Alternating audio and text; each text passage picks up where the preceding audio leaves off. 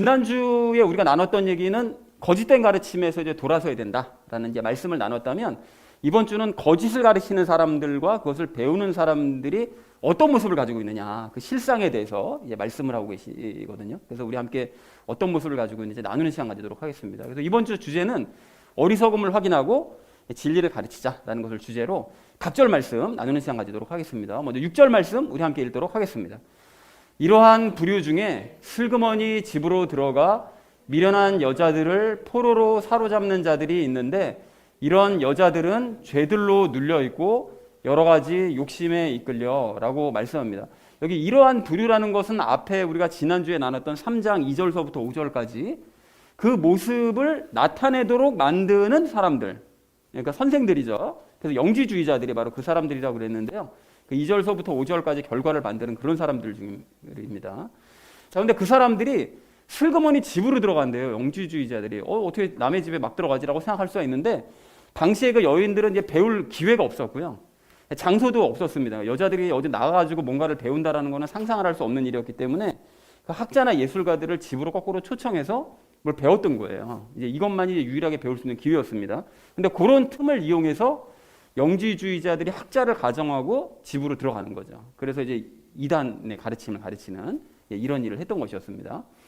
자, 그런데 그 미련한 여자들이라고 얘기하죠. 근데 분별력이 없는 그런 여인들, 이것이 가짜인지 진짜인지도 모르는 이제 그런 여인들에 대해서 얘기를 하는데, 그런 여자들을 영지주의자들이 포로로 사로잡는다는 거예요.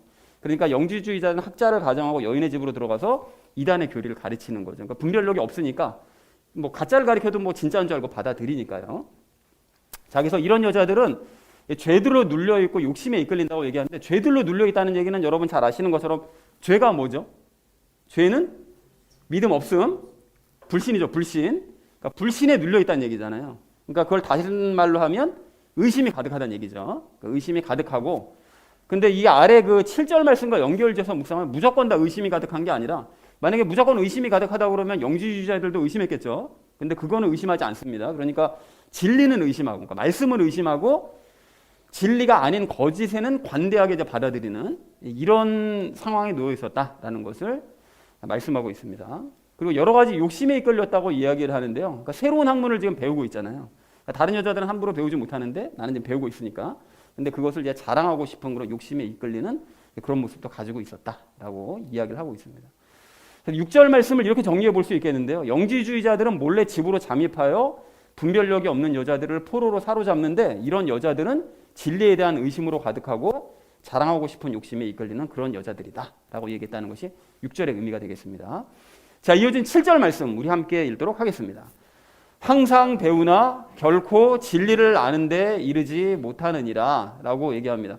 항상 배운다는 것은 방금 말씀드렸던 것처럼 영지주의자들에게 항상 배우는 거죠. 그런데 이단들에게 배우다 보니까 진리를 알 수가 없는 거예요. 그 방법이 없는 거죠. 그러다 보니까 여기서 결코 진리에 이르지 못하게 된다라고 얘기를 하고 있습니다. 그래서 이르지 못하는 정도가 아니라 사실은 진리로부터 점점 이제 멀어져 가고 있는 거죠. 이런 여자들이 안타깝게도. 자, 그래서 7절의 전체 의미 이렇게 정리할 수 있겠는데요. 분별력이 없는 여자들은 항상 배우지만 결코 진리를 아는데 이르지는 못한다라고 얘기했다는 것이 이제 7절의 의미가 되겠습니다. 자, 이어진 8절 말씀 우리 함께 읽도록 하겠습니다.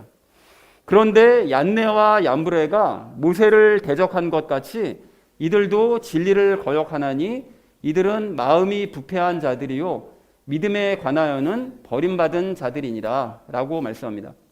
이 얀네와 얀브레라는 말이 여기서만 나오거든요. 이 사람, 이 두 인물이. 이 사람들이 누구였는가 하면, 그 여러분 출애굽기를 기억하시죠? 거기 보면 이제 모세가 파라오 앞에 나아가서 이제 기적을 선보이잖아요. 그래서 뭐 막대기를 뱀으로 바꾸기도 하고, 아론이 되신 걸 하긴 했지만, 어쨌든 그렇게 했었을 때 그 기적들을 똑같이 흉내냈던 마술사들이 있었잖아요. 그 사람들이 얀네와 얀브레입니다. 근데 성경에는 이제 이름이 기록되어 있지 않은데 유대인들에게 전해지는 얘기에 의해서 이게 전해져 왔던 거예요. 근데 그걸 이제 신약 성경에서 이름을 밝히고 있는데, 그렇게 모세가 파라오 앞에서 기적을 보였을 때 모세를 대적했었던 그 기적을 선보이면서 너만 할 줄 아냐?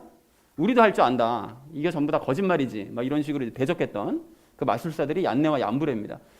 자, 근데 이들도 그들이 모세를 대적한 것처럼 이들이 누굽니까? 방금 얘기했던 그 영지주의자들. 그들도 진리를 거역한다는 거예요. 진리는 항상 말씀드리지만 진리는 다른 말로 말씀이죠. 성경 말씀, 그러니까 말씀을 거역한다는 거예요. 그래서 말씀을 이제 거역하나니 이들은 마음이 부패한 자들이다라고 얘기하는데, 마음을 여러분 다른 말로 또 우리 뭘로 해석할 수 있죠? 성경에서 마음은 영이죠, 영. 잘하셨습니다. 그러니까 마음이 부패했다는 것은 뭐 영이 한마디로 이제 부패한 자들이라는 거죠. 다른 표현으로 이제 영인데, 부패한 자들이라는 건 영이 죄와 연합해 있기 때문에 그러니까 부패한 거죠. 더러운 상태다라고 그걸 이제 이렇게 부패했다고 표현을 했습니다. 자, 그래서 참고로 영지주의자들은 예수님을 믿었냐 안 믿었냐? 믿었습니다. 놀랍게도 그 이단들인데 예수님을 믿는다고 얘기를 했어요. 그리고 지금도 많은 이단들이 있잖아요. 근데 그 이단들 물어보면 천부교 같은 이단을 빼고는 나머지 이단들은 다 예수님 믿는다고 말은 합니다. 근데 그 이단의 교주가 예수님이 되는 게 문제인 거예요. 예수님을 다 믿습니다. 자, 근데 믿는데 사실을 따지고 보면 믿는 게 아니에요. 그러니까 이들은 말씀을, 진리를 거역하잖아요. 말씀을 거역하고 마음이 부패한 자들, 즉 영이 부패해서 영이 죄와 연합해 있기 때문에 안 믿습니다. 그래서 잠시 후에 적용 시간에도 그걸 잠깐 말씀을 드릴 건데, 그렇기 때문에 결국은 믿음을 가질 수 없는 버림받은 사람들이었던 거예요. 믿는다고 말만 할 뿐 사실은 믿지를 않는, 예수님을 진짜로 믿는 사람들은 아니었다라는 것을 확인할 수가 있는 거죠. 그래서 예수님을 믿는다는 말이 이제 거짓말인 것입니다. 자, 그래서 8절의 의미를 이렇게 정리해 볼 수 있겠는데요. 얀네와 얀브레가 모세를 대적한 것처럼 영지주의자들도 말씀을 거역한다. 그들은 영이 부패한 자들이기 때문에 믿음에 대하여는 버림받은 사람들이다. 그러니까 이런 사람들에게 배우면 진리에 이를 수가 없다. 당연히 이 사람들이 진리를 모르니까요. 거부하니까, 믿음을 거부하니까요. 자, 그래서 마지막 9절 말씀 우리 함께 읽도록 하겠습니다. 그러나 그들이 더 나아가지 못하리니 이는 저들의 어리석음이 드러난 것 같이 그들의 어리석음도 모든 사람에게 드러날 것이기 때문이라 라고 말씀하세요. 그들이라는 것은 당연히 방금 얘기하고 있었던 영지주의자들, 그들을 얘기하는 거고요. 더 나아가지 못한다는 것은 한계에 부딪힐 수밖에 없다는 거예요. 그들이 계속 발전해 나가는 것 같지만 결국은 한계에 부딪힐 수밖에 없다. 그래서 이는 저들, 여기서 얘기하는 저들은 얀네와 얀브레예요. 그러니까 모세를 대적했던 얀네와 얀브레의 그 어리석음이 드러난 것처럼, 그러니까 눈속임이 결국 드러났거든요. 그러니까 그걸 어떻게 할 수 있는가 하면, 그 모세를 통해서 하나님께서 10가지 재앙 내리셨잖아요. 근데 그 처음에 몇 가지는 재앙들, 기적들을 흉내내다가 얀네와 얀브레가 이 재앙인가요? 온 나라에 이가 퍼지게 했을 때 그때부터 흉내를 못 냈을 거예요. 그때부터는 이거는 진짜 이게 우리 능력 밖의 일입니다. 이거 정말 하나님이 하시는 게 맞습니다라고 인정을 하는데, 그 전까지 했던 거는 그러니까 다 눈속임이었던 거죠. 마술로 가능했지만 그 이후로는 가능하지 않으니까. 그래서 결국은 그 어리석음이 드러난 것처럼 그들의 어리석음이요. 그러니까 결국 영지주의자들의 그 어리석음도 드러나게 된다. 그러니까 어떻게 드러나는가 하면 그들의 교리의 어리석음이 드러날 수밖에 없다. 그러니까 이단들의 그 교리는 사람들에게 공개가 되면 뭐야, 이따 게 뭐가 있어, 이게 황당한 얘기를 하고 있어, 이게 금방 드러날 수밖에 없다는 거예요. 그래서 그들의 생명은 오래갈 수가 없다라고 얘기했다는 것이 9절의 의미가 되겠습니다. 자, 그래서 9절을 이렇게 정리해 볼 수 있겠는데요. 영지주의자들은 한계에 부딪힐 것이니 얀네와 얀브레의 눈속임이 드러난 것처럼 그들의 어리석음도 모든 사람에게 드러나게 될 것이다 라고 얘기했다는 것이 9절의 의미가 되겠습니다. 자, 그래서 오늘 본문 말씀을 이렇게 정리해 볼 수 있겠는데요. 거짓 교사들 중에 집으로 들어가 분별력이 없는 여자들을 미혹하는 그런 사람들이 있는데, 그런 여자들은 진리를 의심하고 욕심에 이끌려서 항상 배우지만 결코 진리에 이르지는 못한다. 얀네와 얀브레가 모세를 대적한 것처럼 거짓 교사들도 말씀을 거역을 하는데, 그것은 그들의 영이 부패해서 믿음에 대해서는 버림받은 자들이기 때문이다.